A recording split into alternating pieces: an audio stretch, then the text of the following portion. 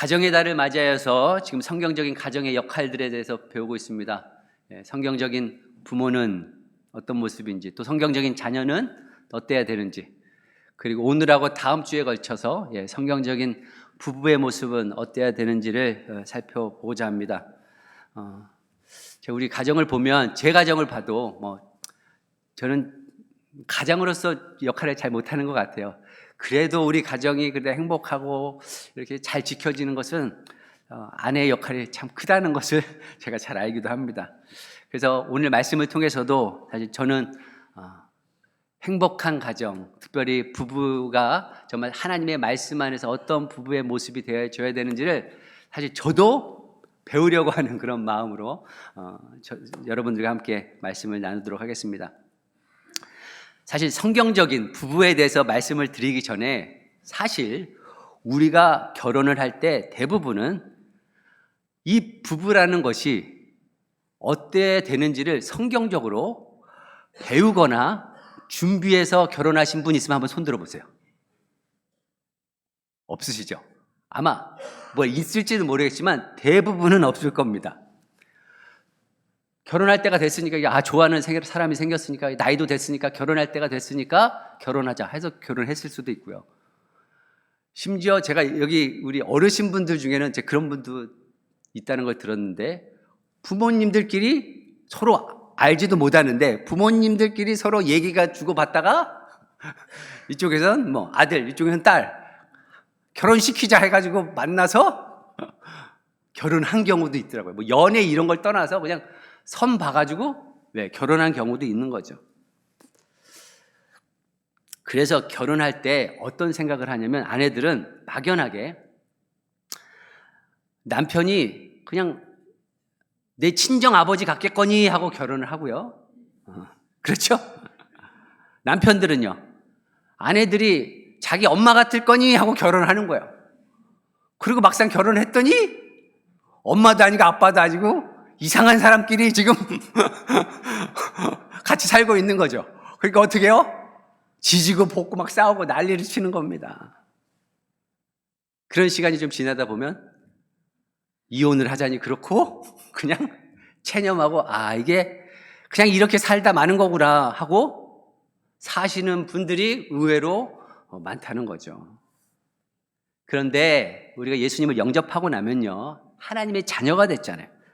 하나님의 자녀가 됐으면 예수 믿기 전에는 우리가 말할 필요 없지만 예수 믿고 나서는 예수를 믿는 사람들이 가져야 될 사명이 있는 겁니다.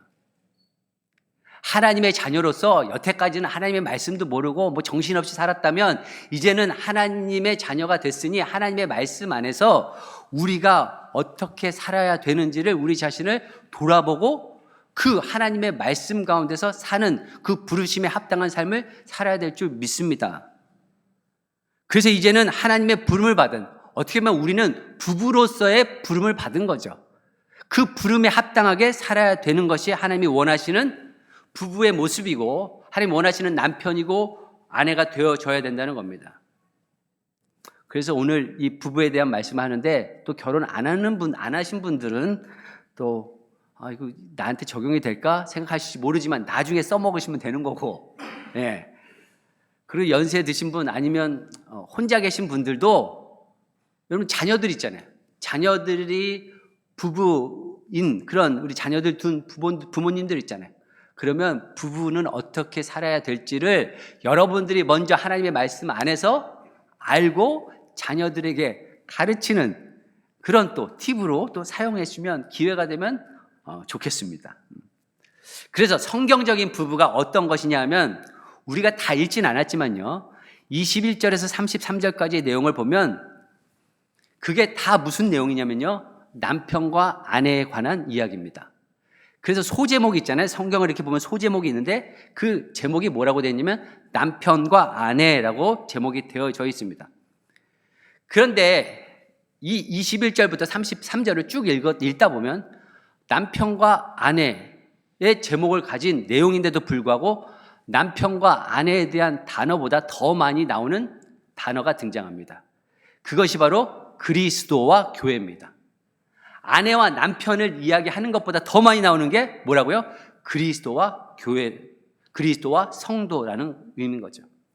뭐냐 하면 왜 아내와 남편 이야기를 하는데 이렇게 그리스도와 교회라는 단어가 자주 등장을 하냐? 바로 그리스도와 교회의 관계를 통해서 우리가 어떤 남편이 되고 어떤 아내가 되어줘야 될 것인지를 알 수 있다는 거죠. 그래서 하나님께서는 부부를 만들어 주셨을 때 그 관계가 누구하고 누구의 관계예요? 그리스도와 교회의 관계를 가시적으로 보여주는 모형을 어떤 관계로 보여주셨냐? 부부의 관계를 통해서 보여주셨다는 거예요. 부부의 관계를 통해서 볼 때 그리스도와 교회의 관계구나 하는 것을 보여주는 것, 이것이 그리스도 안에서의 참된 부부의 모습이라는 거죠. 그런데 여기서 교회라고 할 때는 교회 하면 이 건물을 이야기하는 게 당연히 아니죠. 조직으로서의 교회가 아니라 성경에서 교회라고 할 때는 구원받은 사람들의 모임입니다. 그래서 이 교회의 부분을 사실 성도라고 바꿨어도 무방합니다. 그래서 어떤 관계요? 그리스도와 성도의 관계. 그것이 바로 남편과 아내의 관계다. 이렇게 이야기할 수 있는 거죠. 그럼 왜 그런 비유를 하시냐 하는 것은 예를 들면 이런 거예요. 침례. 그럼 침례를 왜 받습니까? 예수님 영접하고 내가 예수 믿은 걸 알면 사람들이 다 아는데 왜 굳이 왜 침례를 하는가? 침례의 의미가 뭐냐? 예수님을 주님을 영접했으면 내가 예수님 안에서 죽고 예수님 안에서 다시 산다고 하는 그 표징이 바로 침례식을 통해서 나타나는 거죠. 그래서 예수 그리스도 안에서 죽는다는 것이 물에 빠지는 거고 다시 그 물에서 나온다는 의미는 예수 그리스도와 함께 다시 새 사람으로 태어났다 하는 것을 공표하고 알리는 것이 바로 침례인 거죠. 그래서 하나님의 자녀로서 새 사람이 되었다는 것을 다시 태어났다는 것을 가시적으로 보여주는 것이 뭘까요? 침례입니다. 마찬가지로 그리스도와 성도, 그리스도와 교회의 그 관계를 가시적으로 보일 수 있는 것이 침례와 같이 그것이 어떤 관계를 통해서 보여진다고요? 부부 관계를 통해서 보여질 수 있다는 거죠. 그래서 하나님이 원하시는 것은 뭐냐 하면 하나님을 모르고 아니면 새로 예수 믿은 사람이 하나님을 잘 섬기는 이런 부부의 모습을 가만히 보니까 남편이 아내를 사랑하는 모습 가운데서 예수님이 교회를, 성도를 사랑하시는 것이 실제로 감이 안 잡히는데 부부의 모습을 보니까 남편이 아내를 사랑하고 아내는 남편에게 존중하고 순종하는 모습을 보니까 저 모습을 보니까 성도와 그리스도도 저런 관계구나 하는 것을 보여줄 수 있는 것이 바로 부부의 관계라는 거죠. 또 부부 관계는 하나님을 모르거나 새로 믿는 분들이 부인이 특별히 오늘 그 말씀을 보려고 하는데 남편에게 순종하는 이런 모습을 보면서 성도들은 그리스도에게 저렇게 하는 거겠구나 하는 것이 감이 잡히도록 부부를 통해서 알려주는 것이라는 거죠. 이것이 바로 주님이 부부에게 주신 사명입니다. 부부가 돼서 자녀 잘 낳고 인생의 반려자로 그냥 오래오래 그냥 사는 것 그것도 중요합니다만 아주 중요한 것은 무엇이냐면 그 관계, 부부의 관계 가운데 그리스도와 성도의 관계를 구체적으로 보여줄 수 있는 것, 배울 수 있도록 하는 것, 느끼도록 하는 것, 이것이 바로 부부 관계의 사명이라는 것이죠. 우리는 그런 사명을 가진 사람들입니다. 그런 걸 생각할 때 어떤 생각이 듭니까? 부부 생활이 헛걸로 했네. 부부 생활 잘못했네. 이런 마음이 들잖아요, 사실은요. 그래서 그런 생각이 들지만 우리가 배우면 되잖아요, 배우면. 그래서 오늘은 아내가 남편에게 어떻게 해야 될까 하는 거 한 가지만 생각해 보려고 합니다. 왜냐하면 오늘 말씀으로 끝나면 아내들이 열받을 거예요. 그래서 오늘은 아내들이 남편에게 어떻게 할 것인가. 다음 주는요, 남편이 아내에게 어떻게 할 것이냐. 이걸 보자는 거죠.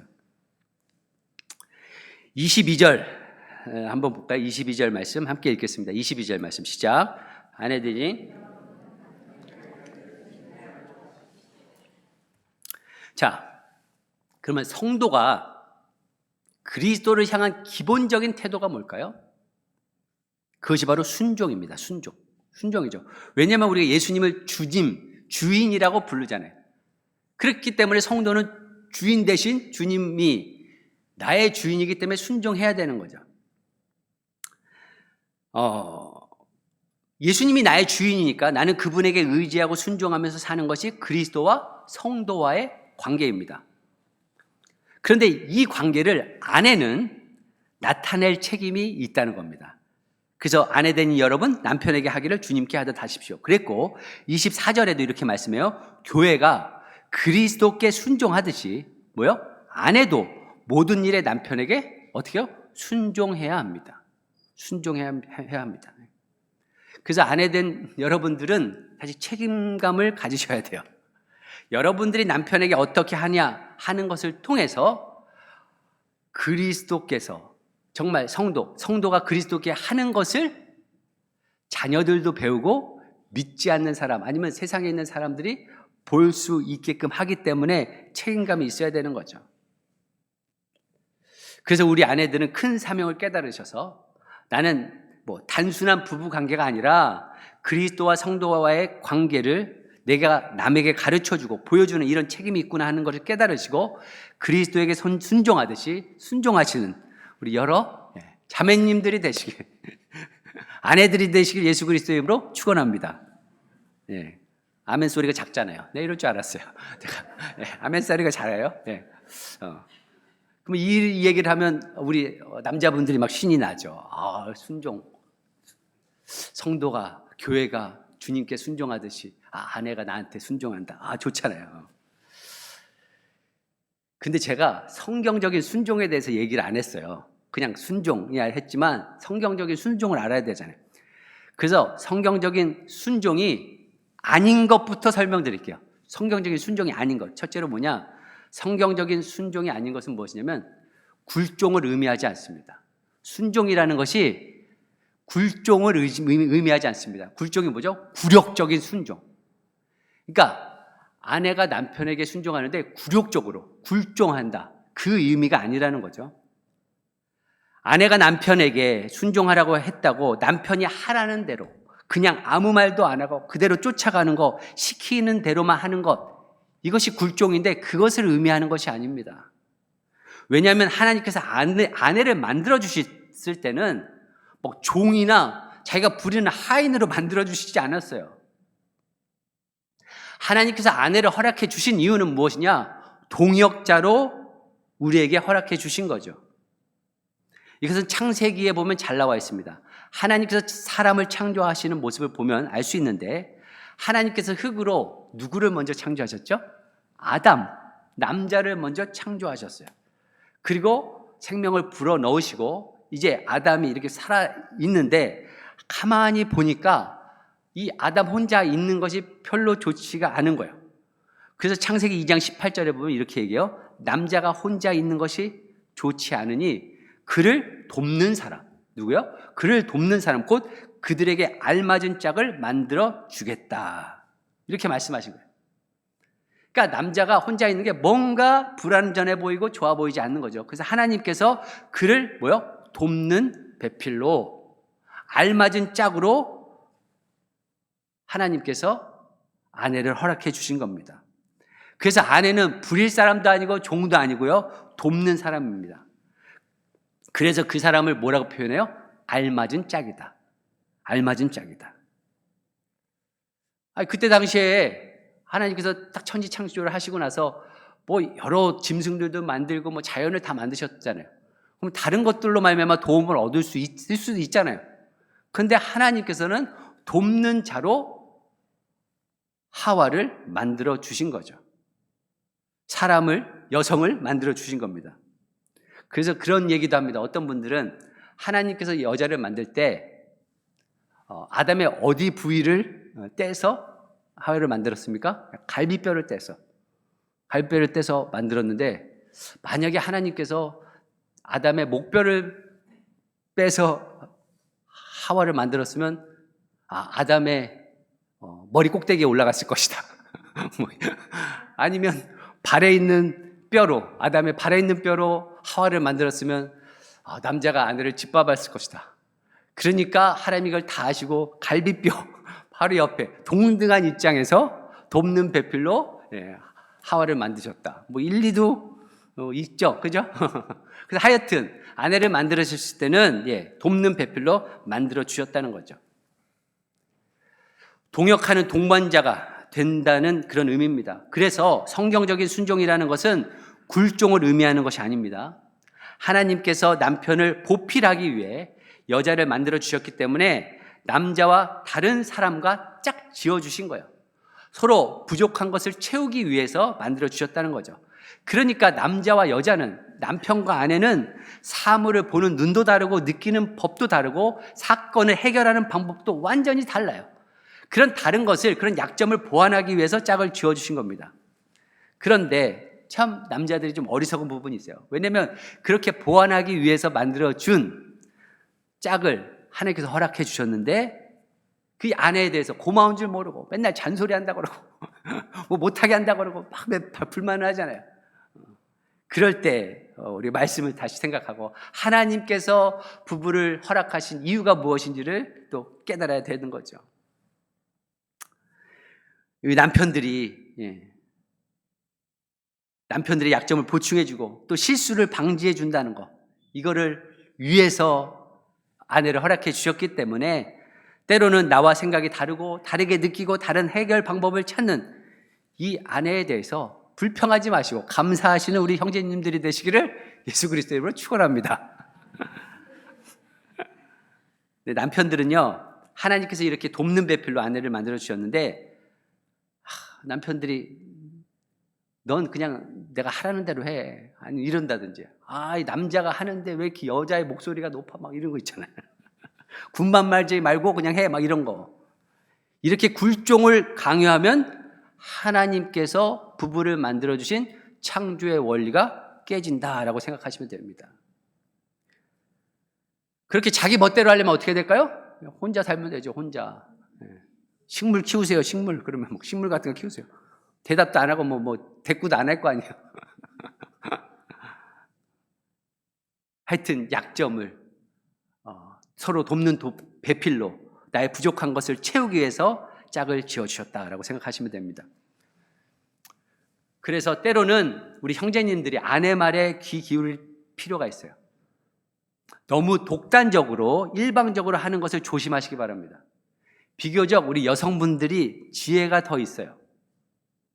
그래서 특별히 우리 남편 되신 분들은 이 아내의 지혜를 존중하시기 바랍니다. 특화된 부분이 있잖아요. 근데 여성분들은 어디에 좀 특화가 되냐면 관계 가운데 특화가 좀 되어 있는 것 같아요. 인간적인 관계들, 그리고 가정 안에서의 그 관계들, 이런 것들이 훨씬 여자의 판단이 더 옳아요.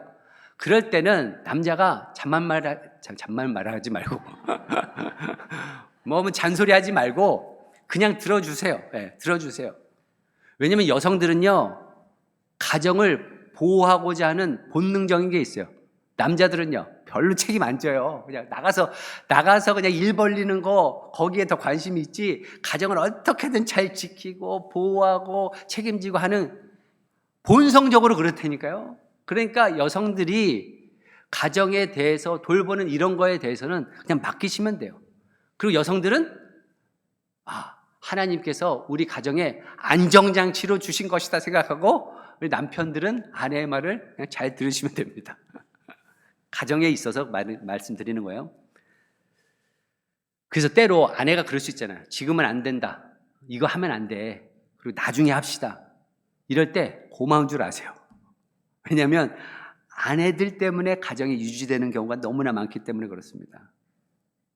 그래서 우리 남편들은 하나님께서 나를 사랑하셔서 이렇게 나에게 다른 짝을 지어주셨겠니 생각하고 감사하는 마음으로 아내의 말에 또 청종하시고 또 뭐예요? 귀를 기울이시고 또 경청하시고 의견을 존중했으면 좋겠어요.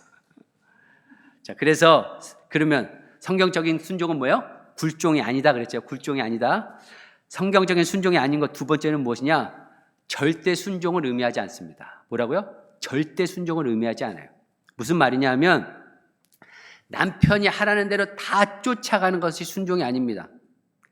내가 물론 남편에게 순종을 하지만 만약에 남편이 원하는 것이나 남편의 뜻이 하나님의 뜻, 하나님의 말씀과 대치되거나 배치되는 것이면 따라야 될까요? 따르지 말아야 될까요? 따르지 말아야 됩니다. 이걸 얘기하는 거예요. 내가 남편에게 순종하지만 그러나 하나님의 뜻에 어긋나는 것을 하자고 할 때 우리가 그것을 거부해야 됩니다. 왜냐하면 남편에 대한 순종보다 하나님에 대한 순종이 더 우선시하기 때문에 그렇습니다. 그래서 남편이 하라는 것이 분명히 성경에 어긋나는 것이다. 그래서 하자고 할 때는 아내가 쫓아가면 안 돼요. 그걸 따르면 안 됩니다. 그게 사랑이 아니라는 거죠. 아, 내가 남편을 사랑하니까 그래도 그걸 따라줘야 돼. 그래서는 안 된다는 겁니다. 고린도 13장에 보면 사랑이 못하는 거에 대해서 쭉 열거하고 있는데 그 중에 하나가 무엇이냐? 사랑은 악을 기뻐하지 아니한다. 뭐라고요? 사랑은 악을 기뻐하지 않는 거예요. 그래서 아내가 남편이 하는 거에 대해서 만약에 남편이 악을 행하는 거예요. 하나님의 말씀에 배치돼서 하는 거예요. 그렇다면은 하나님이 기뻐하지 않으시니까 따르지 말아야 되는 거죠. 그것을 말려야 되는 겁니다. 왜냐하면 그대로 쫓아가 줬다가는 악은 죄이기 때문에 내가 사랑하는 남편을 다치게 할 뿐만 아니라 가정을 다치게 하고 이웃을 다치게 하기 때문에 그렇습니다. 그래서 남편이 주님의 뜻에 분명히 어긋나는 것을 하자고 그럴 때는 이것을 거부하는 것 누구의 책임이에요? 아내의 책임이에요. 그리고 이것이 남편을 사랑하는 것이다 생각하시면 됩니다. 그래서 성경적인 순종은 뭐예요? 굴종을 의미하지도 않고 또 절대적 순종을 의미하지도 않는 거죠. 그러면 아닌 걸 얘기했으니까 이제 맞는 걸 얘기해야 되잖아요. 그러면 성경적인 순종이 무엇이냐? 성경적인 순종은 한마디로 얘기해서 남편의 최종 결정권을 존중해 주는 겁니다. 남편이 하는 그 결정권, 근데 최종 결정권을 존중해 주는 것이 아내가 남편에게 순종하는 모습이다. 그런 거죠. 그러면 어떤 단체든 거기에 책임자가 있어요. 위원회가 있다. 그럼 거기에 최종 책임자가 누굴까요? 위원장이겠죠. 목장에서도 목장의 최종 책임자가 누굴까요? 목자죠. 목자, 목녀가 최종 책임자예요. 그러면 사랑 성교교회에서 최종 책임자가 누굴까요? 저죠. 네, 한병현 목사예요. 담임 목사로 여러분들이 세워주셨으니까 저는 우리 교회의 최종 책임자입니다. 마찬가지로 가정 안에서 최종 책임자가 누구냐? 남편이라는 거예요. 아내가 아니라 남편이라는 겁니다. 하나님께서 남편을 최종 책임자로 선정해 주셨어요. 그래서 가정이 어떻게 되느냐? 궁극적인 책임이 누구에게 주어졌다고 했어요? 남편에게 책임져 준 겁니다. 그래서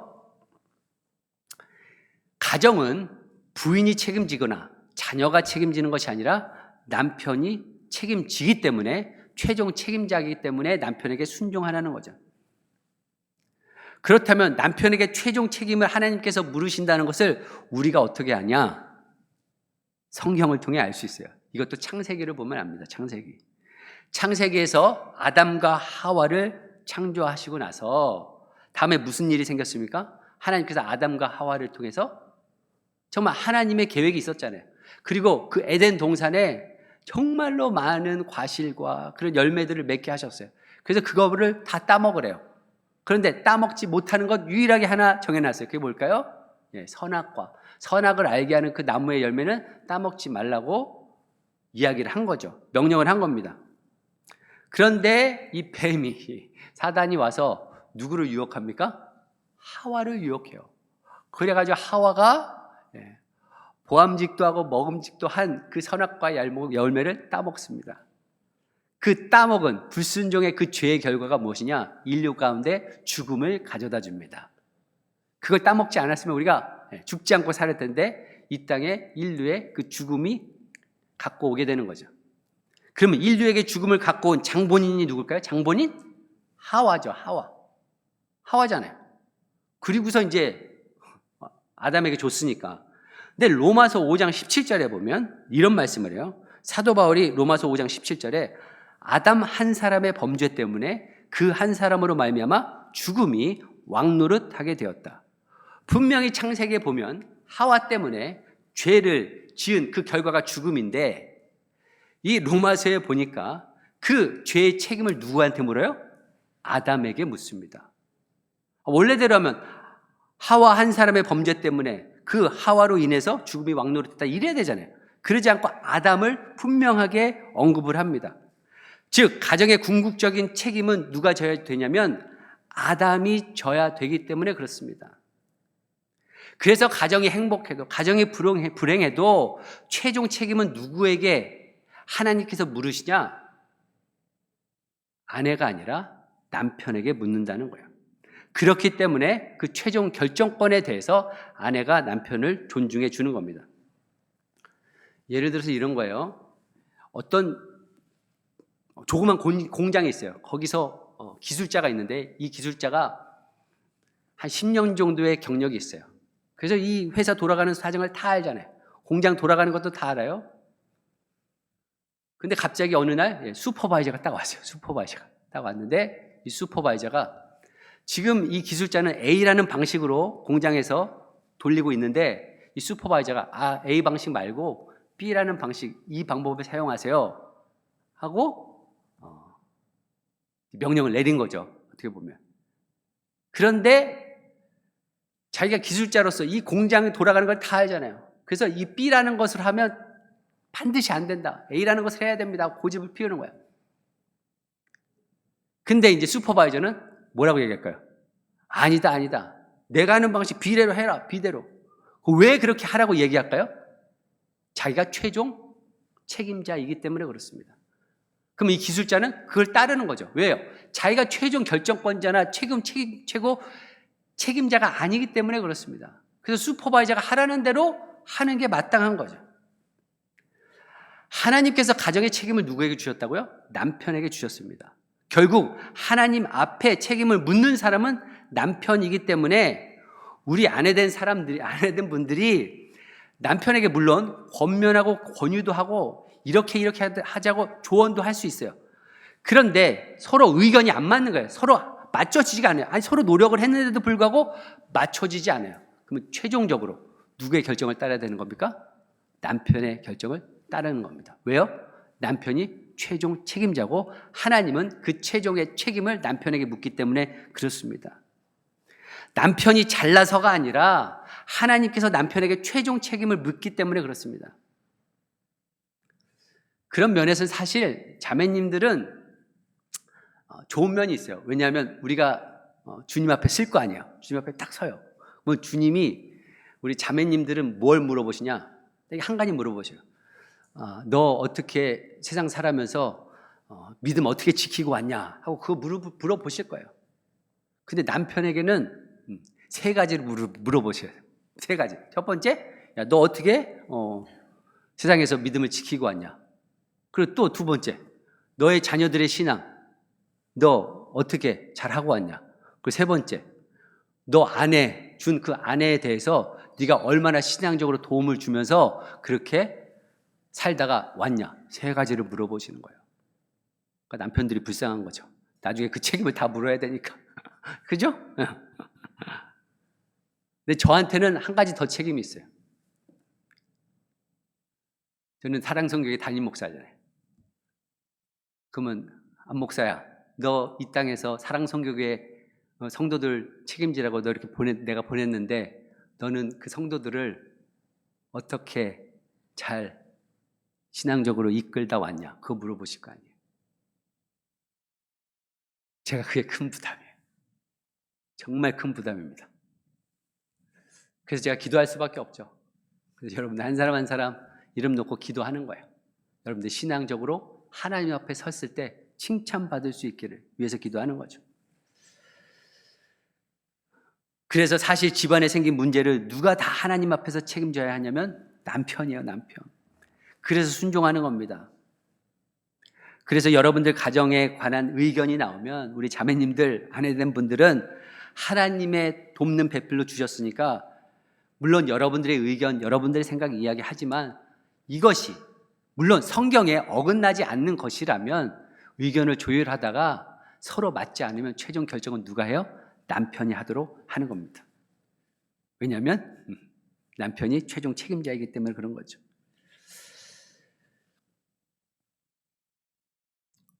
그럼 남편들도 또 천국 가면 또 할 얘기 하겠죠. 하나님, 아유 이렇게 여우 같은 아내를 줘가지고 그냥 내가 아주 힘들게 했는데 하나님, 아내를 좀 제대로 주셨어야지. 또 이런 불평할 남편들이 또 있을지 모르겠어요. 통할까요? 안 통할까요? 전혀 안 통합니다. 하나님 앞에서는 전혀 안 통해. 그냥 남편 책임이다 이러시는 거야. 그래서 카운셀링 할 때도 아내만, 남편만 할 것이 아니라 주로 보면 이제 남편들이 문제가 있어서 아내들이 카운셀링 하는 경우가 많잖아요. 그럴 때 카운셀링 할 때도 카운셀러들이 주로 뭐냐면 같이 오라고 합니다. 같이. 왜냐면 결국 남편이 좀 변화돼야 가정이 변화되니까. 바로 최종 책임이 남자에게 있기 때문입니다. 그래서 우리 주위에서 가정의 문제가 아무리 심각하다 할지라도 남편이 우리 가정이 이렇게 된 것은 내 책임이다 하고 그를 인정하고 회개하시면 그 가정 가운데 정말 하나님의 그 회복해 하심이 가정 가운데 새로운 하나님의 행복이 누려질 수 있는 거죠. 자녀도 마찬가지예요. 자녀도 신앙적으로 아니면 삶 가운데 어려운 자녀들이 있어요. 그 자녀들의 사실은 그 삶의 책임도 아버지에게 있는 거예요. 그래서 아버지라는 그 명제가, 나는 아버지입니다는 그런 명제가 얼마나 큰 책임을 묻는 것인지를 깨달아야 됩니다. 그런데 주위에 보면 제일 안타까운 것이 무엇이냐? 부인만 믿고 남편은 안 믿는 가정이에요. 그런 가정들 요즘에 참 많잖아요. 그 자녀들을 보면 아무리 어머니가 믿음이 있다고 해도, 좋다고 해도 정상적인 신앙생활을 하기가 힘든 겁니다. 항상 스트럭을 하는 거죠. 저는 물론 하나님의 정말 크신 은혜로 아버지가 아버지의 그 역할을 못했는데도 불구하고 참 어머니로 인해서 저도 신앙이 이렇게 자랐지만, 근데 보통은 보면 아버지가 믿지 않는 그 가정에 자녀들의 신앙도 사실은 굉장히 어려운 경우들을 많이 보게 됩니다. 영적인 공격에 시달리는 거죠. 그래서 우리 형제님들은 하나님께서 내게 맡겨주신 책임이 얼마나 막중한지를 깨달으시기 바랍니다. 그리고 이 책임을 갖고 있는 남자들에 대해서 우리 아내들은 불쌍히 여기시고 또 돕는 그 배필로 그 역할을 삼았으면 좋겠어요. 다른 남편 너무 비교하지 마시고요. 다른 남자는 이렇고 저렇고 막 그런 거 하지 마세요. 남자들은 좀만 칭찬해주면 막 힘내서 하잖아요. 어린아이 같아요. 어린아이 같아. 그러니까 서로 우리가 돕고 정말 그리스도가 성도를 정말 교회를 사랑한 것처럼 남편은 아내를 사랑하고 아내는 남편에게 성도와 그리스도께 대하듯 그렇게 존중하고 순종하는 그 모습, 그런 모습 가운데 하나님의 나라가 우리의 가정 가운데 있어줄 줄 믿습니다. 우리가 천국 앞에 쓸 거잖아요. 결국 천국 앞에 딱 쓰는데 남편들을 먼저 부를 것 같아요. 제가 볼 때 하나님께서 남편들 먼저 와라 딱 물어보시는 거죠. 야, 그래. 물어보시면서 또 이렇게 얘기할 거예요. 믿음을 잘 지켜온 그 남편들에게, 야, 아들아, 너 세상에서 신앙 지키느라고 정말 고생 많았다. 착하고 충성된 종아 하고 칭찬하실 거예요. 그래서 남편이 딱 그걸 듣고 딱 옆에 보니까 아내가 있거든요. 그 아내가 이렇게 하나님한테 칭찬받는 게 아내 덕분이요 하고 하면 얼마나 천국에서 좋겠어요. 그런데 그렇지 않으면 제 아내 때문에 내 신앙 못 지키고 뭐 이러면 안 되잖아요. 그럼 뭐예요? 또 책임 묻는 거예요. 한 대 맞을 거 두 대 맞는 거야 이제. 하여튼 이렇게 정말 하나님 앞에서 우리가 칭찬받는 우리 가정, 또 하나님의 그 사랑이 또 넘치는 가정, 또 이렇게 부부의 모습들을 통해서 서로 사랑하고 순종하는 모습들을 통해서 그것을 보고 자란 우리 자녀들이 하나님의 아름다운 가정을 이루시기를 예수 그리스도의 이름으로 축원합니다. 아멘.